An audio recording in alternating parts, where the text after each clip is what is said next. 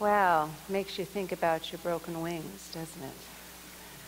I don't know how many of you came in here with really broken wings. Many of us have mended wings, but many of us came in with broken wings today.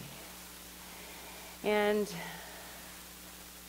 I don't want to deny that we have broken wings, because broken wings are part of the process of this beautiful evolution of life. Breaking down, healing, revealing, recognizing something new. But blackbird, the symbolic meaning of blackbird, is awakening at a deeper level. And we know that true healing, healing, we have physical healing and we need to help that, but true healing comes from an awakened thought, knowing something at a deeper level, something more than we knew before. As I say so often, we do better when we know better. We do the best we can until we know something more. So this journey is always about knowing something more. And if the blackbird keeps thinking about its broken wing and singing of freedom, because beautiful Maya Angelou said, a bird doesn't sing because it has the answer. It sings because it has a song. And we all have a song in us. There's something in us, an inner wisdom for each and every one of us, not just some of us, not just awakened ones or people that have studied hard or whatever. Inside every single person is an inner genius that knows the answer. It may not be what your rational mind thinks, but it is the answer. And Ernest Holmes says that inner genius lies within us, dormant, until we give it the wings of love, faith, and inspiration. It's there. We have to give that inner knower the place to be revealed. We need to give that to this part of us that already knows that we're here to be free. The first page of our Science of Mind textbook, our 600 and whatever page textbook, the first page says it is every single person's divine right to be free. Freedom is our divine right. Now, it doesn't mean the freedom as we think it might look like on this physical planet, but the freedom to understand life at a greater level, the freedom to be joyful and happy no matter what our experiences have been. The one thing we have, we can't necessarily change or mold all the situations in our life, but we can choose not to let them limit us. Do you want to do that? Yes. Good, me too. Because that's what it's all about. We're here to free ourselves. But for us, I say the major thing we need is a willingness to be free. Wouldn't you agree? Some of us get really, remember, we get wound up. We love our stories. We love the stories that keep us small. We love those stories that put us in a little cage so we don't have to work so hard. Because freedom is something we have to work at. Freedom requires faith. It requires a lot of things. We got to work at it. It doesn't just come. Yes, it's a divine right, but we've got to work at it. And some of us just don't want to work that hard. So we build these little cages around ourselves. And that's when our wings really get broken. When we cage ourselves in to protect our limitations and our stories that we love to tell. Now, I said in the beginning, I don't mind for any of us, because I think an untold grief or agony, pain or sorrow is impossible to keep inside and want to be healthy. We have got to be able to express our sorrows, our pains, our brokenness, but we also have to have a possibility attached. We have to have a possibility attached. I don't want you to say anymore, oh, there just aren't any good jobs, good men, good women, good health, there just aren't any around anymore. You know, you may feel that, and that's okay, and you could say it, but you also have to end it by saying, and I know there's something more for me. I know there's something more for me. Because we can't leave our life confined in the cage of limitations. You and I need to be willing to let go of the limitations so we can be free. The mystics got this. Jesus got this. You know, this is Palm Sunday. And I want you to think about this beautiful story of Easter. We have a beautiful celebration on Easter story with song and music and dancing and poetry. And, you know, a beautiful celebration because it represents resurrection. It represents the possibility to move through the crucifixion, the most painful parts of life, to be resurrected into something new. Jesus, on Palm Sunday, rode into Jerusalem, and he knew, yes, he had his followers and believers, his students, but he knew there were a lot of people that were against his teaching and what he was doing. There was a part of him that knew this wasn't going to be a very good ending. But he rode triumphantly into Jerusalem, humbly on a donkey, better known as an ass, but I'll say donkey. Humbly, because why did he do that? He knew he had a lesson to teach. He knew that his disciples didn't know at the core of their being that life is eternal. And our soul keeps evolving and growing. He had one fantastic lesson to give, and he was willing to give it. That was his song. That was his life. And he was willing to ride triumphantly into the unknown. He was willing to do his part and be resurrected. And that's the invitation I have for us. It takes courage, it takes strength, and it takes the first step to move into the possibilities that are waiting for us. So as I said, mystics get this. And Rumi, one of my favorite 13th century Sufi mystics, says, "Your mind can fly to great heights, but your parrot nature," we know what that is, "keeps pecking on the ground, collecting knowledge that burdens the soul." That's where we need an and. When your parrot is really active, pecking up at all the problems in the world, all the things going wrong, all the things in politics and everything that just keep us crazy, add an and to it. And I know there's something better, and I know there's something more, and I know there's something good at work. Keep that alive for us. Maya Angelou says, "The day you stop dreaming, you lose your wings." We have to dream of something more. We've got to keep ourselves. We have to keep ourselves vibrant and alive. You know, we have really a fascination with wings. Don't we? The wings? Don't we love wings? We love wings of birds. Don't you love just to see birds? Does anybody else get captivated by birds when they're just out there flying? Or if it's not the birds, how about the insects? The butterflies and the dragonflies and the bees. You know, they're so interesting and they just seem so free. And then there's the bats. So those of you that don't like the birds and the insects, you can like the bats and all the weird things they do. But we love wings and angel wings. We love wings. But I want you to realize there's a beautiful poem by, or just a quote by Rumi where he talks about the importance to accept all of life and how the expansion and contraction are a very important part of all of life. And I want to read this to you. He says, "That when contradiction comes, my friend," and think right now where you feel restricted, held back. And Mary, as you read so beautifully in all those different areas of health, career, relationships, whatever it is, wherever you might feel constricted. When constriction comes, my friend, behold the expansion within, the possibility within. Be cheerful, do not complain. Learn to embrace sorrow. Look straight at its face, and I promise joy will reappear. All action sways between contraction and expansion, but as important as opening and closing of the wings of birds in flight. Birds can't fly if they're not expanding and contracting. We need to realize that's a part of life.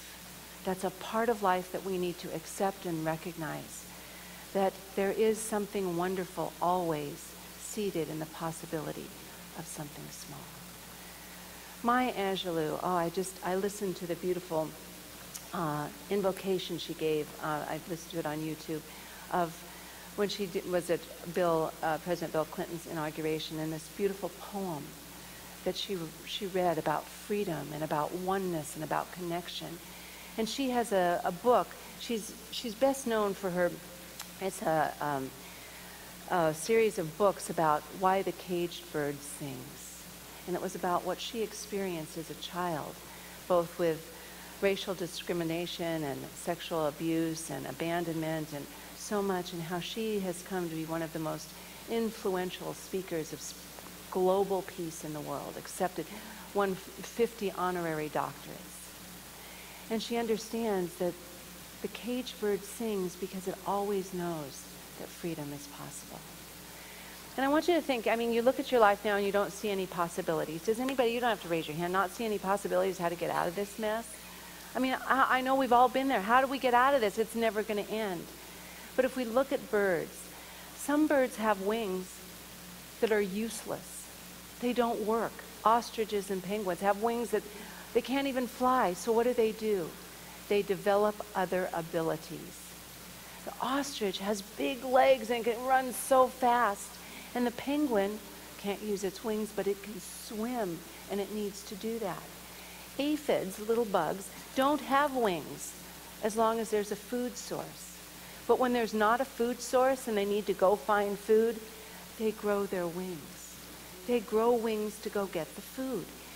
So we have the ability, but it takes work. It takes thinking out of the box. It takes doing something new for us to realize, oh, there's something more than just what my mind will think.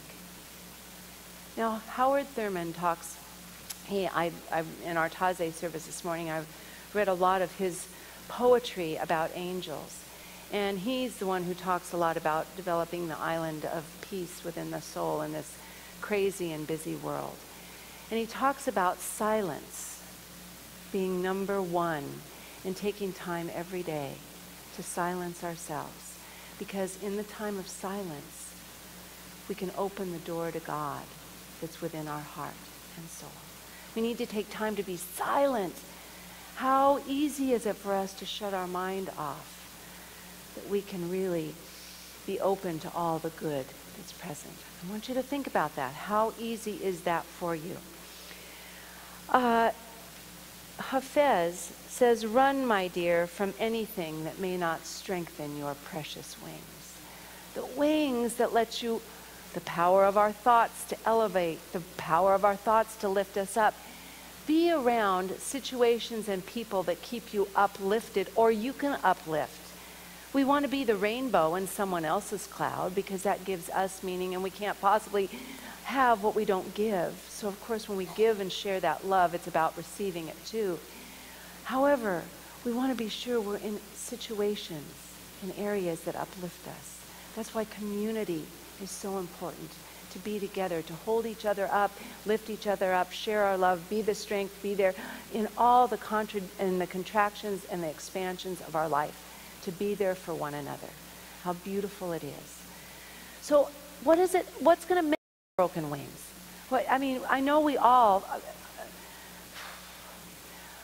I am truly on Healing Sunday, I'm doing a healing of myself because I've had, since I had this mold thing a long time ago, I just have not felt well for a long time, so I'm doing a really strenuous protocol to get well. And it's not easy, because it isn't easy to do that work. But I talked to my health practitioner, and he started hollering at me. Because if you're not willing to lower your stress, I'm not even going to work with you because this isn't going to work. Well, the nerve. Boy, it taught me a lesson. It's just exactly what I needed. It didn't come packaged in a soft, fuzzy way I'd like, but it's not always easy. We think we can do it all, and it's not always the truth because we don't leave the room for other people to do that. How are we going to mend our broken wings? Number one, the freedom to have your wings and spread your wings and see new possibilities, new choices, takes faith. We have to have the faith to jump off that cliff before we have our wings. We have to have the faith to do what we think is impossible or uncomfortable or really difficult and know that we're guided and protected along the way. Faith is a dynamic action in life.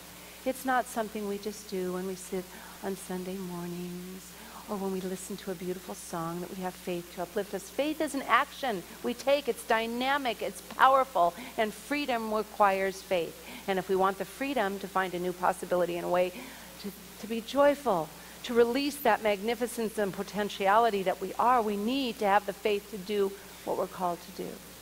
But most important, love liberates.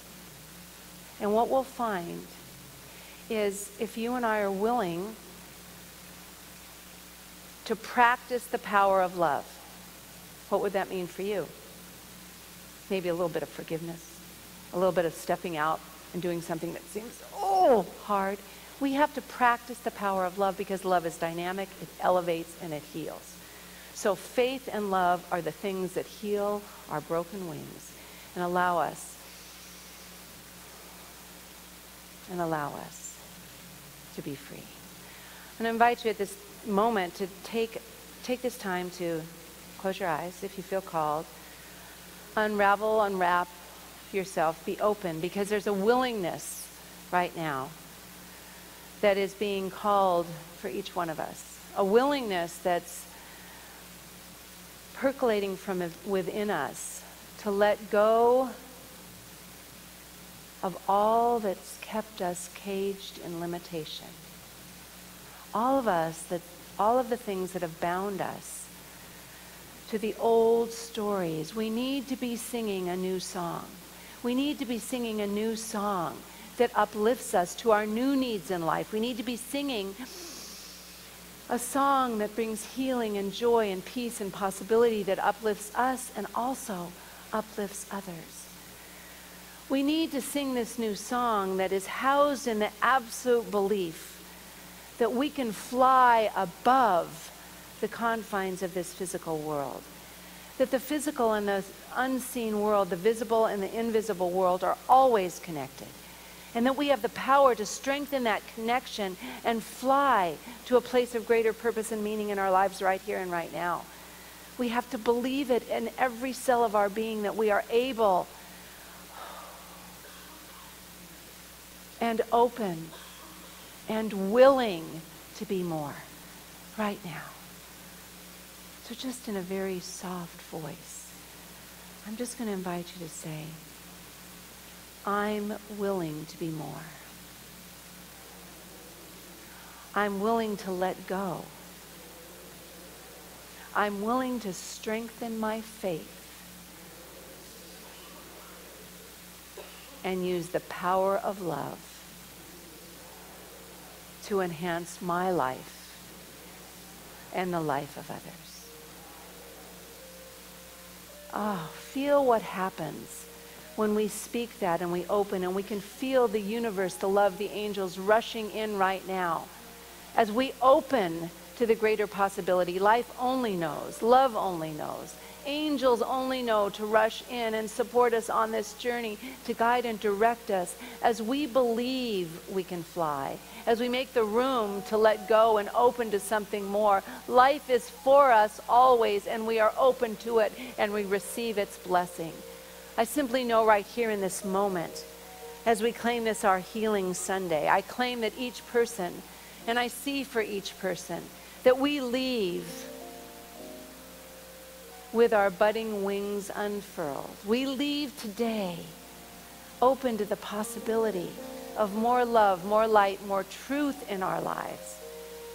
And we leave with the absolute conviction that we can fly. We are here. We can do it. The time is now. And let's just seal that by saying the words we know so powerfully. And so it is. I bless you all. I see you fly. It is good. Thank you much.